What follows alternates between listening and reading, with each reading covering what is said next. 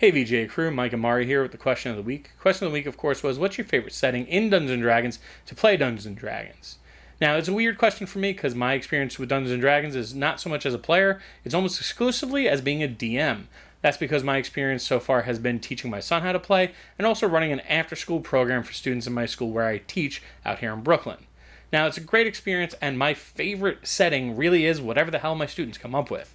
You see, we don't have a lot of time to go through an entire box campaign that could take months or even a year or so on end to be able to finish. So what I do is I'll start them in one of the starting areas, like Phandolin's a great area because it's on the Sword Coast, it's in the Forgotten Realms, and it's in both of the different starter sets, both Lost Mines of Phandelver and Dragons of Icespire Peak, both great ways to get into the game.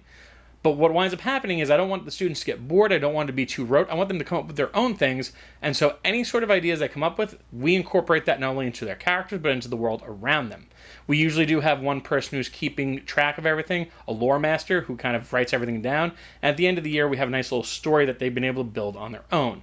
Because of this, we've had settings where literally almost 5 minutes into every campaign, they wind up either jumping into a portal, running into a cave, and winding up somewhere completely different that I couldn't have thought of, and that I now have the collective imaginations of a bunch of 11 to 13-year-olds coming up with. And it's an amazing experience, because I also have a lot of students coming from a lot of different backgrounds. It's just really a great experience. And so my favorite setting is really what my students come up with. You really can't beat that sort of creativity. I want to thank you guys for listening to this week, and I hope to be with you again next week.